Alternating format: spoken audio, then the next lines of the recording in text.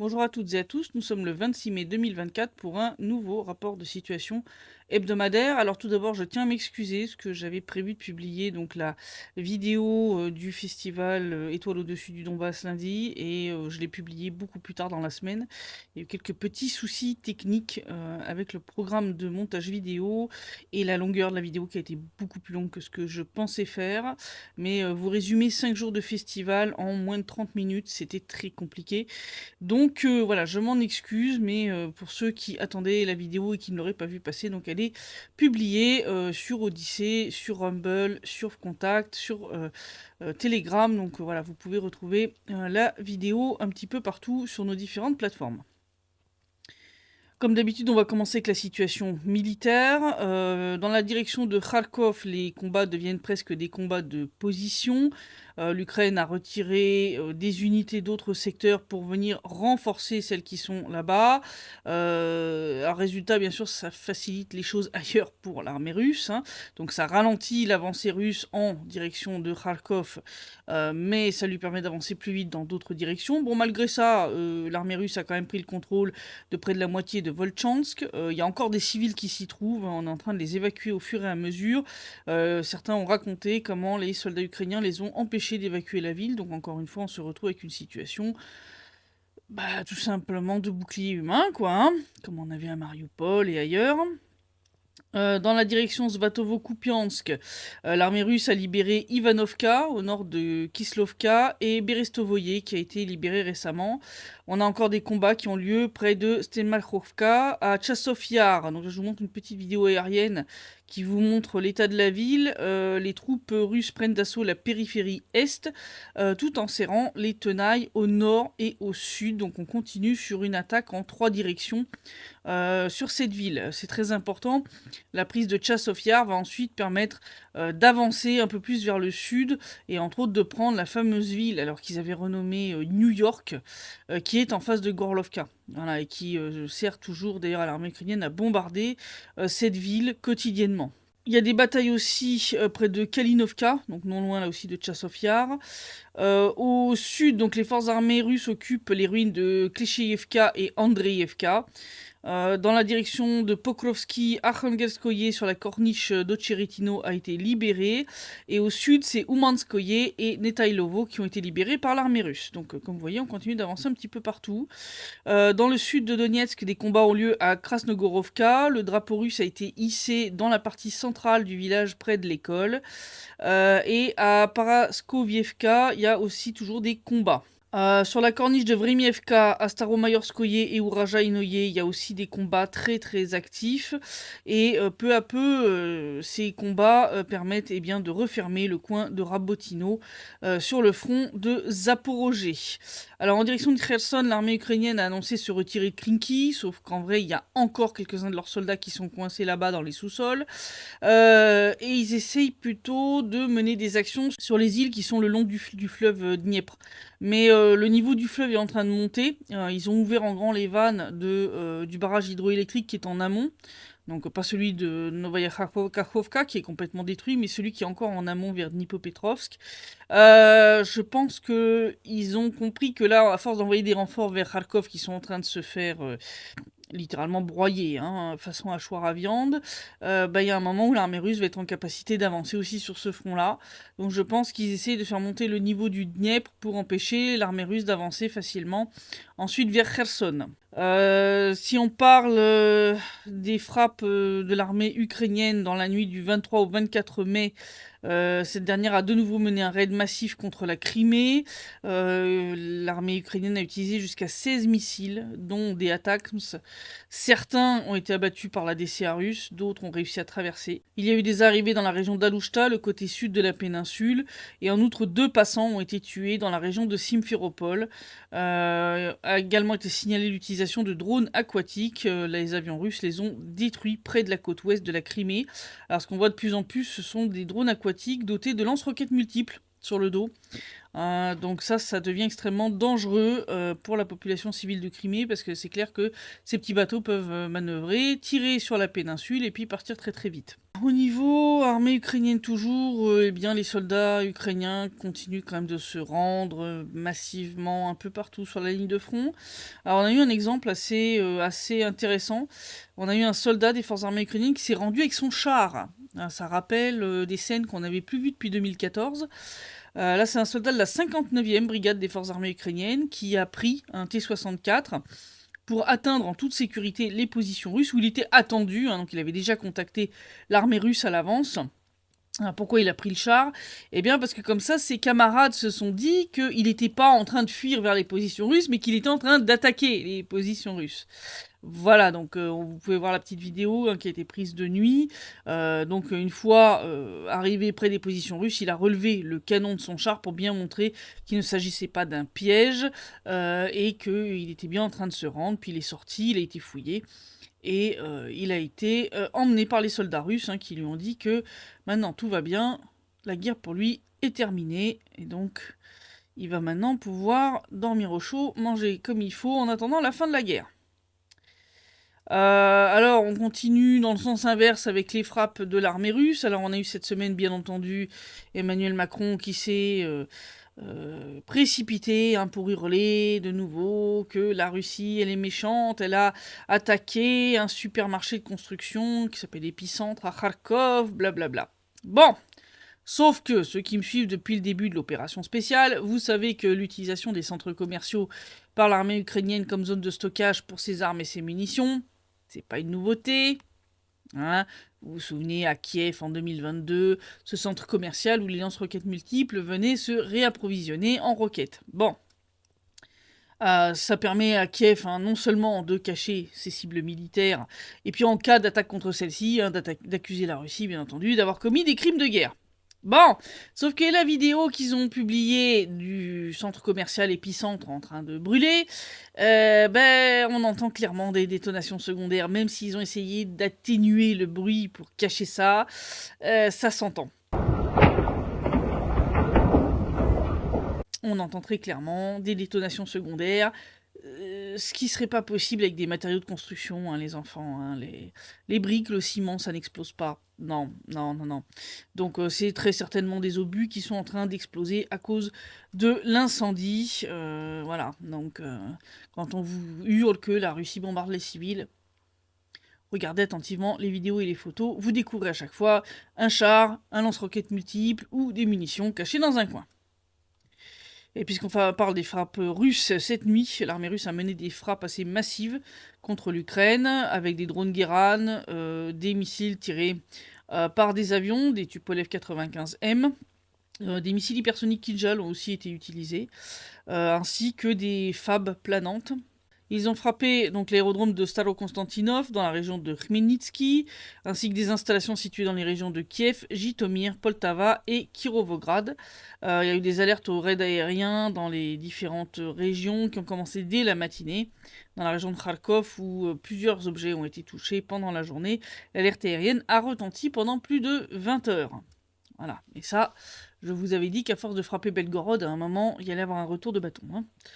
Et alors, pendant que les médias, principalement français, nous présentent les Russes comme des sortes d'attardés qui ne sauraient pas ce qu'est un four micro-ondes ou une bouilloire électrique ou ce que sont des toilettes, en fait, la Russie a mis au point un système qui perturbe le fonctionnement de Starlink sur le front, ce qui désorganise les forces armées ukrainiennes. Voilà, donc ça, c'est les médias américains qui sont un petit peu plus honnêtes que les médias français. Voilà. Donc, c'est pas mal pour des gens qui savent pas ce qu'est une bouilloire d'arriver à perturber les signaux de Starlink. Voilà. Alors pendant ce temps, l'Ukraine, elle continue d'utiliser des armes occidentales pour frapper des cibles civiles. Le 20 mai, ce sont des missiles français Scalp qui ont été utilisés pour bombarder le village de Yubileïny en République populaire de Lougansk. Un des missiles a été intercepté par la DCA, mais les autres sont passés. Résultat, 5 personnes ont été blessées, plusieurs habitations ont brûlé, des morceaux d'un des missiles ont été retrouvés, et c'est du Made in France. Voilà, donc quand je vous dis que les armes occidentales fournies à l'Ukraine servent à commettre des crimes de guerre, bah, vous en avez la preuve, hein. Écoutez, moi je peux rien faire de plus, hein. Je veux dire, à un moment, je vous donne des faits. Moi, ceux qui veulent continuer à nier, continuez de vivre à Wonderland dans votre tête. Euh, et puis, eh bien aujourd'hui, 26 mai, ça fait 10 ans, jour pour jour, que la guerre éclatait dans le Donbass. C'est la date qui est officiellement retenue, puisque le 26 mai 2014, donc l'armée ukrainienne a bombardé depuis les airs le quartier de l'aéroport de Donetsk, faisant les premières victimes civiles de ce conflit. La guerre venait officiellement de commencer. 10 ans après, selon les seules données officielles confirmées, je parle bien seules données officielles confirmées, on a au moins 9313 civils de la République populaire de Donetsk. Donc je parle bien République populaire de Donetsk, il faut rajouter ceux de Lugansk, hein, ont été tués, dont 239 enfants, et 14 117 civils ont été blessés, dont 886 enfants. Mais ces chiffres sont bien sûr pas exhaustifs, puisqu'il est clair que le nombre de victimes réelles est beaucoup plus élevé. Il y a eu par exemple de violents combats à Slaviansk. On va me rétorquer, oui, les escarmouches ont déjà commencé à Slaviansk avant le 26 mai. Oui, mais vraiment, le début officiel de la guerre est compté à partir du 26 mai, à partir de l'attaque vraiment aérienne contre Donetsk et la frappe du quartier autour de l'aéroport. Slaviansk actuellement est toujours sous contrôle ukrainien, donc on ne peut pas savoir combien de civils sont morts là-bas lors des combats en 2014. Je parle même pas des victimes de toute la répression, hein, ceux qui sont morts dans les geôles du SBU, des geôles des bataillons néo-nazis, ou eh bien ceux comme les 2 corps qu'on avait retrouvés l'année dernière près de Mariupol. Combien encore on va retrouver dans des tombes comme ça, paumées au milieu des champs, peut-être des charniers, des choses comme ça. Donc le chiffre va continuer à grimper, hein. Je veux dire, il faut quand même bien ne pas se leurrer. Ça, ce sont des chiffres à minima, vraiment à minima. Et alors, puisqu'on parle de tout ce qui est militaire, la semaine dernière a été caractérisée par une nouvelle vague d'arrestations de hauts responsables du ministère russe de la Défense. On a eu le principal responsable des communications du ministère de la Défense russe, le chef d'état-major adjoint, le lieutenant-général Chamarin, et le chef du département du ministère de la Défense chargé de fournir les ordres de défense de l'État, Vertelitsky, qui ont été arrêtés. En outre, le commandant de la 20e armée, le lieutenant-général Akhmedov, a été mis à pied. Alors, l'arrestation du général Popov, dont j'avais parlé la dernière fois, suscite pas mal de commentaires contradictoires. Il y en a qui le soutiennent, il y en a qui l'enfoncent. Il y en a qui soulignent que c'était un très bon général, qui avait été un peu mis de côté pour avoir émis des critiques sur la gestion du front et entre autres la rotation des unités en région de Zaporozhye. Bon, certains soulignent quand même que c'est pas parce qu'il ait fait des trucs bien qu'il n'a pas potentiellement fait aussi de la merde, y compris de la corruption. Là, on parle, semble-t-il, de ventes sur le côté de métal qui étaient destinées à en fait construire les défenses, les lignes de défense russes en région de Zaporozhye. Donc voilà, c'est pas parce qu'il a défendu le fait qu'il fallait faire la rotation de ses unités qu'il a peut-être pas fait ça. Enfin, tu vois, il a peut-être fait des bonnes choses et des mauvaises aussi, hein. Donc on va voir ce que l'enquête détaillée va montrer à ce sujet. Vladimir Poutine a aussi démis Yuri Sadovenko du poste de vice-ministre de la Défense.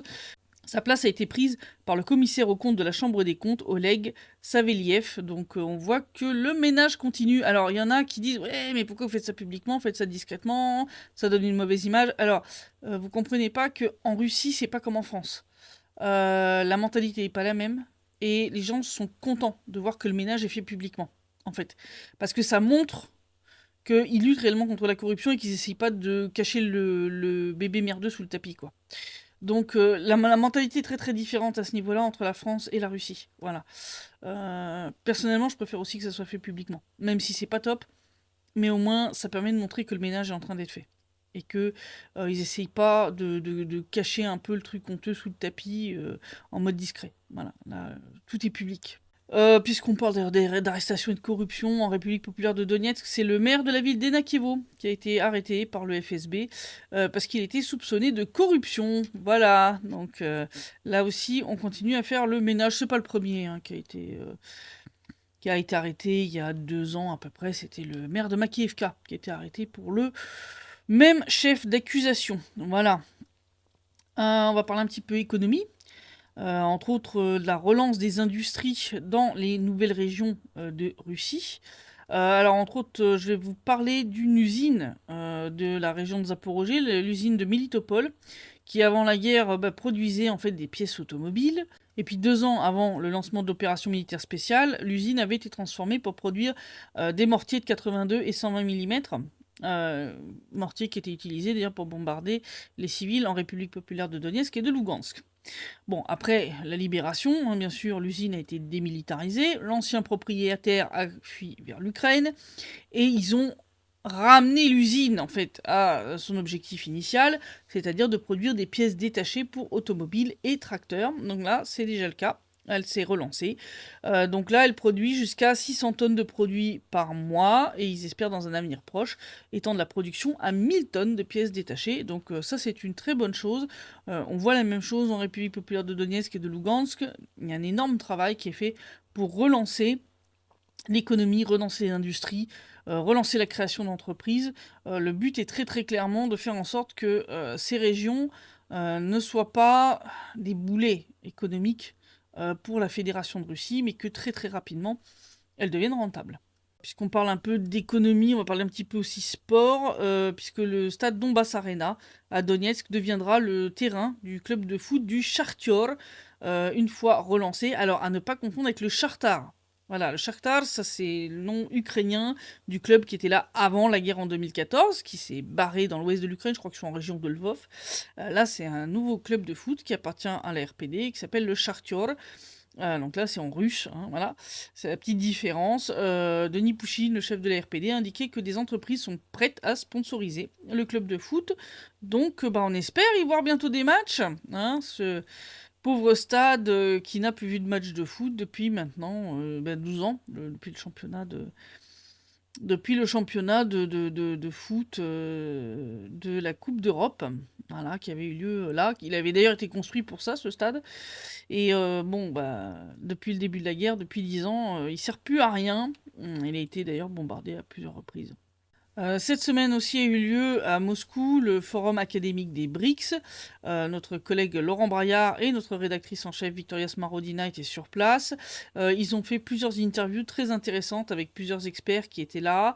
Je vous recommande d'aller les regarder. Ils ont parlé de futur agrandissement des BRICS, de la façon dont les 5 nouveaux membres vont être intégrés, quel impact un potentiel nouvel agrandissement des BRICS pourrait avoir sur la géopolitique, sur la structure mondiale, etc. C'est vraiment très intéressant. Plusieurs des interviews sont en français, certaines sont en anglais, sous-titrées français.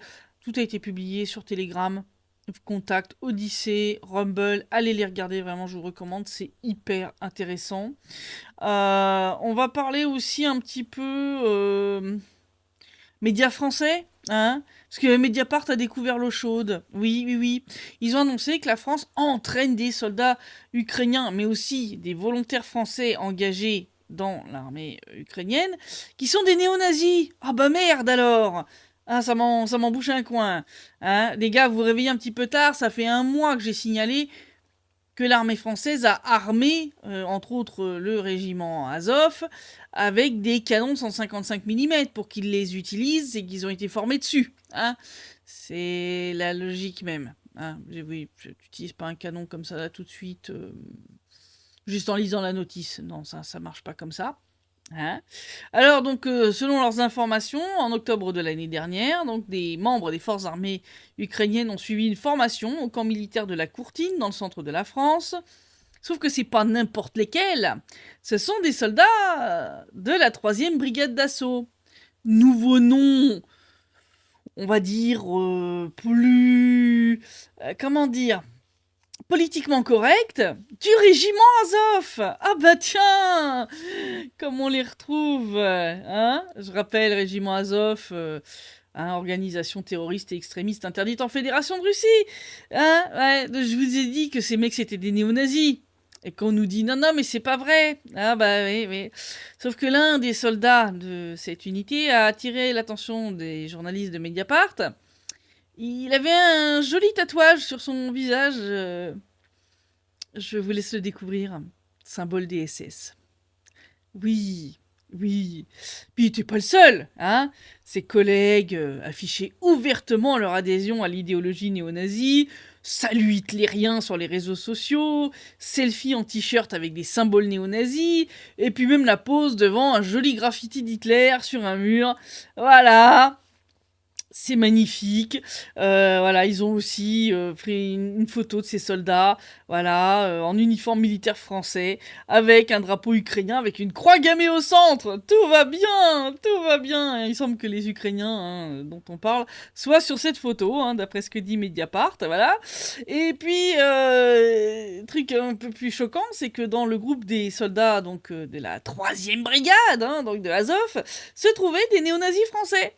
Oui, parce que l'un d'entre eux, en fait, était français, est allé en Ukraine pour s'engager au sein de ce charmant régiment de néo-nazis. Et puis, comme il faisait partie de l'unité, il a été envoyé pour s'entraîner avec les autres en France. Voilà. Voilà, donc voilà comment les néo-nazis français finissent par être entraînés par l'armée française. Tout va bien. Tout va bien. Alors, le ministère de la Défense français a refusé de commenter. Il a dit que c'était Kiev qui était chargé de sélectionner les soldats qui se rendent sur le territoire français pour y suivre une formation. Bah, c'est pratique. Puis les instructeurs à la courtine, ils ont pas vu le petit symbole bien nazi sur la tempe. Non. Puis il a pas vu le drapeau avec la croix gammée, il a rien vu.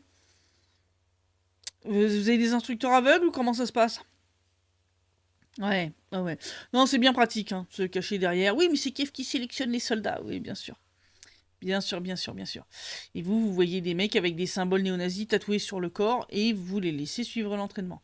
Je signale quand même qu'en Allemagne, pour le même genre de truc, les mecs sont renvoyés en Ukraine, quand même. Les Allemands sont un petit peu plus réactifs de ce point de vue-là, quand même. Je dis ça, je dis rien. Voilà. Et puis, puisqu'on parle de la situation en Ukraine, je rappelle que bien depuis le 21 mai, Volodymyr Zelensky n'est officiellement plus président de l'Ukraine, puisque son mandat s'est terminé le 20 mai, qui refuse d'organiser de nouvelles élections. Alors ça me fait rire parce que les médias occidentaux essayent de justifier ça en nous disant que oui, mais de toute façon, il a tellement de soutien populaire qu'il n'y en a pas besoin. Alors, vu la situation actuellement en Ukraine, sur le plan économique, militaire, non. Dans le soutien à Zelensky, je pense qu'il doit être même en dessous de celui de Macron ou de Biden, si tu veux. Je pense que là, la situation du pays est telle que je pense que son niveau de soutien doit être au niveau des catacombes. Voilà. Donc, résultat, les autorités russes, d'ailleurs Vladimir Poutine l'a dit officiellement, le considèrent désormais comme illégitime. Dit ouvertement qu'aucun accord ne peut être conclu avec lui parce que ensuite ça serait contestable sur le plan légal. Ça c'est ce qu'a dit, je crois. Je crois que c'est le président de la Douma qui a dit ça. Alors, chose intéressante d'ailleurs, après sa petite visite en Chine où il a été très très bien accueilli, Vladimir Poutine a été en Biélorussie, rendre visite à ce cher Loukachenko. Et il n'était pas tout seul, il y avait Viktor Yanukovych qui se trouvait aussi à Minsk. Viktor Yanukovych, qui donc, je rappelle, est le dernier président légitime de l'Ukraine. Je vous avais dit il y a quelques années que je vous avais démontré, argument juridique à l'appui, que le renversement de Yanukovych en 2014 était totalement inconstitutionnel. Ce qui fait que, d'un point de vue constitutionnel et légal, il est toujours, en fait, légalement, le président légal de l'Ukraine. Légitime. Est-ce que la Russie va le ressortir ? C'est possible. C'est possible, je n'en sais rien, mais le fait qu'il était à Minsk en même temps que Vladimir Poutine pour la visite à Loukachenko, il y a des choses qui se préparent à mon avis. Voilà. Alors, en Ukraine toujours, ça devient de pire en pire niveau dictature. Moi, ceux qui vous disent que l'Ukraine est une démocratie et que la Russie est une dictature. Alors, pour vous donner une petite idée, donc à Zaporozhye, le personnel du centre d'oncologie a protesté contre une réorganisation par l'administration régionale du centre d'oncologie. Donc, oncologie, c'est ceux qui traitent des cancers. Donc, ils ont fait une requête auprès du président et une action en justice. Résultat des courses, pour se venger, les 10 employés qui ont déposé plainte ont été convoqués au bureau de recrutement de l'armée. Les gars, vous êtes déjà en train de perdre toute une génération, enfin toute votre population ukrainienne, de manière générale, masculine. Et maintenant, vous voulez aussi perdre vos médecins qui soignent les cancers ? J'ai pas l'habitude de souhaiter du mal aux gens, hein, mais le chef de l'administration régionale là, qui s'est vengé de cette façon contre leurs plaintes, si tu veux, je lui souhaite de jamais avoir besoin de leurs services. Hein, une fois qu'il les aura envoyés au front et à une mort certaine, parce qu'il se retrouvera bien emmerdé. Ouais, ouais. Puis comme je vous dis, ça part de pire en pire niveau dictature et terrorisme en Ukraine, puisque là, on a une nouvelle idée lumineuse des autorités ukrainiennes. C'est le ministre des Sports d'Ukraine, Biedny, qui a proposé une méthode assez radicale pour lutter contre ceux qui s'enfuient à l'étranger, entre autres les sportifs, parce que entre autres, il y a eu des cas comme ça de footballeurs, de nageurs, etc., qui ont été envoyés à l'étranger pour des compétitions et puis qui, une fois là-bas, ont décidé de ne pas rentrer à la maison. Ils ont eu raison, soit dit en passant. Et donc, il a décidé, ce cher ministre, de proposer à la Rada d'adopter une loi selon laquelle un athlète qui doit sortir du pays doit laisser en Ukraine un représentant de confiance. Bon, c'est-à-dire un otage, en fait. Oui, ça s'appelle comme ça. Voilà, un parent, un ami ou une connaissance en âge de servir dans l'armée.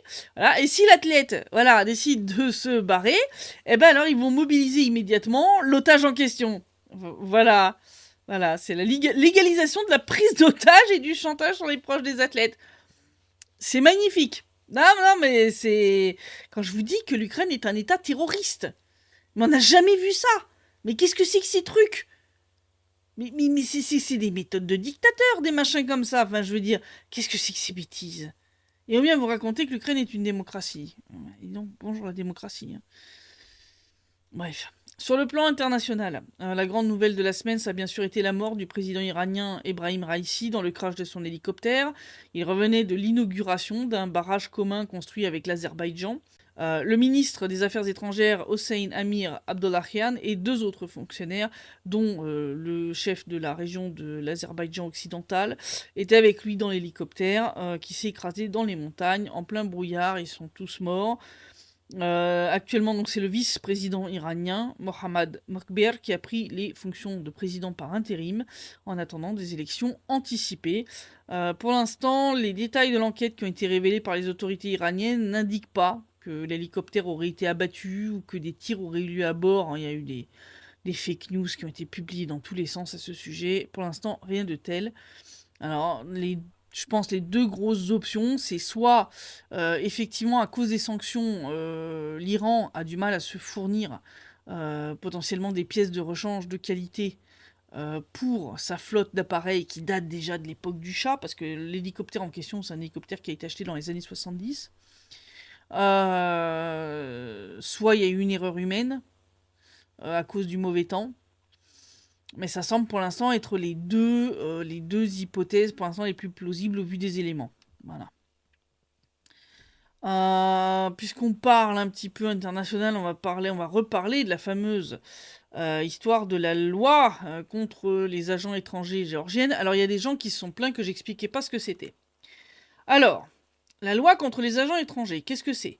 C'est une loi qui a été votée, la première qui a été votée, elle était aux USA, aux États-Unis.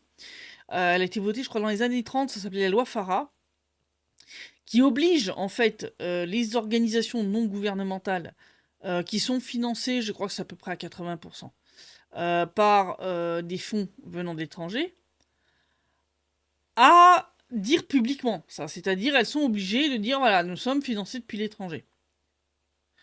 Mais à la base, la première loi de ce type, c'était une loi américaine. Plusieurs autres pays, dont la Russie, ont adopté ce genre de loi, basée en gros sur la loi américaine. Donc quand on vous dit entre autres que oui, les médias indépendants ne peuvent pas travailler en Russie, en fait ce qui se passe, c'est que bon nombre de ces médias soi-disant indépendants, en réalité ne sont pas indépendants, ils sont financés entre autres par l'Occident. À plus de 80%, donc ils étaient obligés de se déclarer comme agents étrangers. Ils étaient obligés de dire, voilà, nous sommes financés par l'étranger, et ce sont des ONG qui étaient toutes actives, ou des médias qui s'occupaient de la politique intérieure russe. Donc ils se mêlaient de politique intérieure russe, et ils étaient financés en majorité depuis l'étranger. Voilà, donc ça c'est des lois qui existent, y compris dans plusieurs pays occidentaux, qui ont repris grosso modo, la loi américaine et qu'ils l'ont adaptée à leur sauce. Donc la première de toutes ces lois contre les agents étrangers, c'est une loi américaine. Et donc c'est une loi qui oblige tout simplement les organisations non gouvernementales, les médias, etc., tous ceux qui se mêlent, on va dire, de la politique intérieure d'un pays, s'ils sont financés en grande majorité depuis l'étranger, à le dire publiquement, hein, c'est-à-dire mettre sur leur site, voilà, nous sommes un agent étranger. Ce qui, bien sûr, est un petit peu problématique parce que tout de suite, si tu veux, ça instille un petit doute sur la véracité des informations que ces organismes peuvent délivrer. Parce que là, d'un seul coup, les gens vont se dire, mais attends, ils sont financés depuis l'étranger. Donc, est-ce qu'ils ne parlent pas dans le sens de ce qui arrange l'étranger, vous voyez? Donc c'est pour ça que tous ces médias, Mediazona, Medusa, etc., se sont barrés en fait de Russie pour ne pas avoir à faire ça, pour ne pas avoir à appliquer cette règle d'affichage, tout simplement. C'est juste ça, c'est juste, on les empêche pas de travailler, c'est juste qu'ils sont obligés de dire publiquement que ce sont des agents étrangers. Voilà. Et donc la Géorgie, comme d'autres pays avant elle, a décidé de se doter de cette législation, entre autres pour se protéger contre les ONG américaines et occidentales qui sont extrêmement agressives dans le pays. Elles ont quand même déjà fait une révolution de couleur là-bas. Ça s'est mal terminé, hein. Je rappelle l'armée géorgienne qui s'est lancée à l'attaque de l'Ossétie du Sud en 2008, s'est fait littéralement laminer par l'armée russe qui était plus qu'à 30 km de Tbilissi, la capitale, hein, quand même. Je le rappelle, hein, en quelques jours. Hein. Donc, si tu veux, ça a laissé de mauvais souvenirs. Donc, les autorités géorgiennes actuelles, hors présidente, hein, la présidente franco-géorgienne dont je vous avais parlé, hein, qui a 2 passeports, ça c'est du délire. Donc, le Premier ministre et donc le reste du gouvernement, qui eux sont d'un autre parti politique que la présidente, veulent essayer de protéger un peu le pays, parce qu'ils voient bien que les États-Unis voudraient transformer la Géorgie en deuxième front contre la Russie. Et ça, les mecs qui veulent pas, parce que si tu veux, le souvenir, il est encore bien frais, là, hein, de ce qui s'est passé en 2008. Et donc voilà, c'est ça cette loi. Cette loi sur les agents étrangers, voilà ce que c'est. Donc là, bien entendu, suite au veto de la présidente, hein, le Parlement géorgien dit clairement que de toute façon ils vont passer outre, ils vont voter pour faire sauter ce veto et faire passer la loi. Résultat des courses, on a eu un commissaire européen qui a menacé le Premier ministre géorgien de subir le même genre d'attentat que le Premier ministre slovaque, hein, celui qui s'est fait tirer dessus là, il n'y a pas longtemps. Il y a eu un député européen qui a aussi demandé à lancer des sanctions contre tous les députés géorgiens qui voteraient, hein, pour faire passer cette loi. C'est du délire, les mecs. C'est du délire. Hein. Je veux dire, de quel droit un député européen peut appeler à prendre des sanctions contre des députés géorgiens qui votent démocratiquement dans leur propre parlement en faveur d'une loi contre l'ingérence étrangère. Là, si vous pensez que l'Europe c'était la démocratie, vous avez la meilleure preuve que c'est pas le cas. Genre, de quoi vous vous mêlez? Je veux dire, la Géorgie fait pas partie de l'Union européenne, de une, et de deux, mais occupez-vous de vos fesses, quoi. Je veux dire, qu'est-ce que c'est que cette marotte de s'occuper des affaires de politique intérieure des autres pays? Occupez-vous de vos miches. Hein? Je veux dire, qu'est-ce que c'est que ce truc de vouloir sanctionner un pays parce qu'il prend une loi qui est en gros calquée sur la loi américaine. Donc en quoi c'est de l'impérialisme dans sa plus pure forme. Voilà. Et ça prouve d'ailleurs qu'il est indispensable que la Géorgie fasse voter cette loi et se protège des ingérences étrangères. Parce que ça, c'est vraiment du délire. Je dirais un truc qui s'appelle la souveraineté. Hein. Oui, je sais. Hein. Les Occidentaux et leur petite tendance colonialiste, hein, on a l'habitude. Hein. Mais là, à un moment, va falloir se calmer avec ça. Hein. D'ailleurs, niveau calmage un petit peu des colonialistes et compagnie, cette semaine, on a eu le procureur de la Cour pénale internationale hein, qui a demandé des mandats d'arrêt contre 5 personnes, dont le Premier ministre israélien Netanyahou, des hauts responsables du Hamas, en disant qu'il y avait des motifs raisonnables de croire qu'ils portaient tous une responsabilité pénale pour des crimes de guerre et des crimes contre l'humanité, hein, ce qui, bien sûr, vaut à la CPI moult menaces, de la part, entre autres, des Américains. Bon, bah là aussi, hein, si tu veux, c'est un magnifique exemple du deux poids deux mesures occidentales. Je pense que ça se passe de commentaires. Alors l'Union européenne d'ailleurs aussi, d'ailleurs, qui a approuvé, approuvé l'utilisation des revenus des avoirs gelés de la Banque centrale russe pour aider l'Ukraine, hein, donc on parle d'à peu près 2,8 milliards d'euros cette année, dont 90% seraient destinés à financer les forces armées ukrainiennes. Alors, j'ai deux mauvaises nouvelles pour vous. Un, ça reste du vol. Donc ça, devant n'importe quelle entité juridique internationale, ça va être très très difficile à défendre. Et deux, de toute façon, ça va vous revenir dans la gueule comme un boomerang. Hein, parce que cette méthode, cette mesure qui est prise pour en fait servir de garantie à un prêt de 50 milliards de dollars que les États-Unis veulent donner à l'Ukraine, mais ils veulent une garantie, donc ils ont dit à l'UE, vous me garantissez ce prêt avec les revenus des actifs russes gelés. Ça va vous revenir dans la tronche, parce que, la Russie aura un motif tout à fait légitime pour saisir des actifs européens en Russie. Donc vous allez donc enfin je veux dire c'est vraiment de l'ultra-débilisme.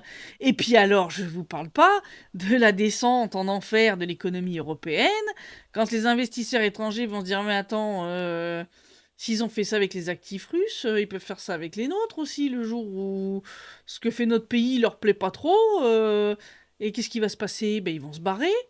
Les investisseurs étrangers vont se barrer de l'Union européenne en se disant mais vous êtes une bande de voleurs. Je veux dire, non, mais c'est bien, vous êtes en train de continuer de couler les pays européens à grande vitesse, tout va bien. Je pense que c'est le plan, hein, c'est vraiment faire plonger complètement le continent. Je veux dire, là, c'est pas possible, tu peux pas mettre ça sur le dos de l'incompétence, là, je veux dire, c'est au-delà de l'incompétence, là, c'est pas possible. Donc, ça doit être ça le plan. Donc voilà la situation pour cette semaine. Je vous dis à la semaine prochaine pour un prochain rapport de situation et d'ici là, portez-vous bien.